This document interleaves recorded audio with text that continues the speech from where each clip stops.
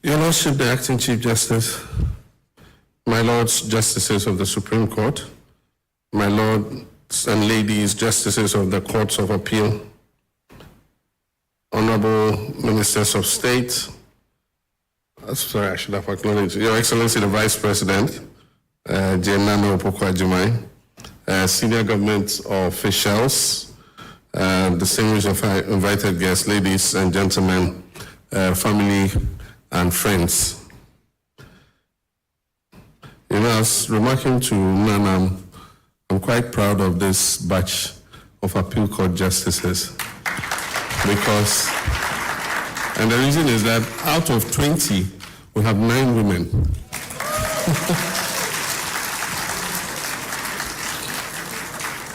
The affirmative action law says 30% of appointments. This one will be beating 30% by far. But thank you very much, and I wish to warmly welcome you to the presidency. It is with great honor and a solemn duty that I welcome you to the presidency for this important occasion, the swearing in of our new justices of the Court of Appeal. This is not merely a ceremony of robes and oaths. It is a renewal of the covenant between us and the Ghanaian people in whom the sovereign power lies. For when citizens walk into the courts of this nation, they do not simply seek judgments, they seek hope. Hope that the law will protect them, hope that their rights will be respected, and hope that their voices will be heard. And today, as we swear you in, we're renewing that hope in our people. The Court of Appeal is the people's court of renewal. It is here that errors are corrected, injustices are reversed, and the principles reaffirmed that no wrong is beyond remedy. For many Ghanaians, the Court of Appeal is often the last hope for justice when all other avenues have been exhausted. And that is why the authority we assume today is not only legal, but profoundly moral. You hold in your hands the power to heal wounds, to restore confidence, and to guide our nation towards fairness. In recent times, our courts have not escaped criticism. Citizens have openly and sometimes harshly questioned judicial decisions. But I want to say clearly, criticisms of judgments is not the end of hope. It is the evidence of hope. It shows that Ghanaians still believe in the courts, that justice still matters, and that verdicts have meaning in their lives. What we must guard against is cynicism, the corrosive belief that the courts no longer serve the people, but only the powerful in society. To rebuild trust, our courts must demonstrate in word and deed that justice is not compromised by status, wealth, or political convenience. So to you, our new justices, I say, let your judgments not silence criticism, but inspire confidence in our people. Let your judgments reassure Ghanaians that while we may debate outcomes, we can never doubt your integrity, your impartiality, and your fidelity to the national constitution. Our reset agenda is not only about rebuilding infrastructure or expanding the economy, it's also about fostering a more inclusive society. It is also about renewing our institutions, restoring the faith of our people in the pillars of our democracy. A judiciary that delivers swift, fair, and transparent justice is a cornerstone of this reset that we talk about. And that is why the NDC 2024 manifesto commits us to reforms that will make justice more efficient and accessible to our people. The first is digitizing the courts so that adjournments and delays no longer frustrate ordinary citizens. The second is creating specialized divisions at the High Court and Court of Appeal to handle land disputes, commercial cases, and labor matters which too often drag on for many years. Introducing time-bound case management systems to ensure that justice delayed is no longer justice denied. Expanding legal and aid services to ensure that justice is not for the privileged or the wealthy, but the right of every Ghanaian. Strengthening judicial ethics and accountability so that misconduct and corruption find no place within our courts.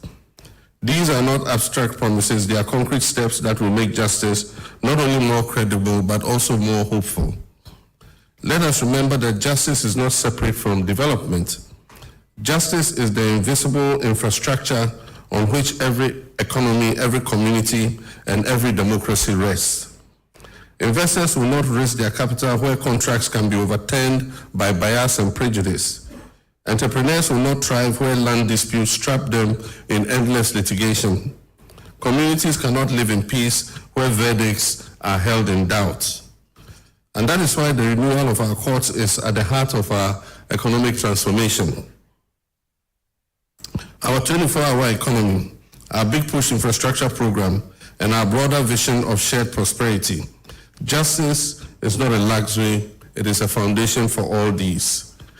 My lords and lady justices, as you assume your new roles, I ask you to carry these three virtues. The first is courage, the second is integrity, and the third is humility. Courage to resist pressure, whether political or financial. Let me go over that. Courage to resist pressure, whether political or financial, and to uphold the law even when it is unpopular. Integrity to ensure that justice cannot be bought, delayed, or bent by influence. Humility to remember that power is given not to rule over the people, but to serve the people. History remembers not those who followed the path of least resistance, but those who stood firmly for principle when it mattered most. At this moment in our national journey, Ghanaians need reason to hold on to hope. They need to believe again that the courts are not distant temples of law, but living guardians of fairness. Every decision you make can rekindle that belief. Every ruling you make can remind citizens that Ghana is still a land where truth prevails and justice is not for sale. I urge you, therefore, to be not only arbiters of law, but also custodians of hope. Carry with you the solemn truth that justice is the most powerful promise of our democracy, and that through your service, this promise would endure. If you do this, then long after you have left the bench, your names will not be merely recorded in law reports, they will be remembered in the hearts of Ghanaians as justices who renewed our faith in our republic.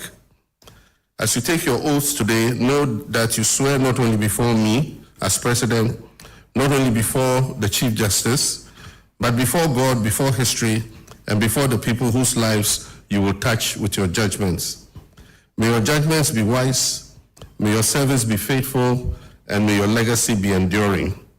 On behalf of the government and people of Ghana, I extend a warm welcome and congratulations to you on this noble calling. May justice prevail, may hope endure, and may our nation be renewed. I thank you, and may God bless our judiciary and our beloved country, Ghana. Thank you.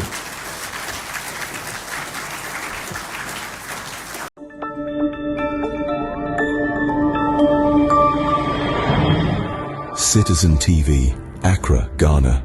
Citizen TV, the citizen's power.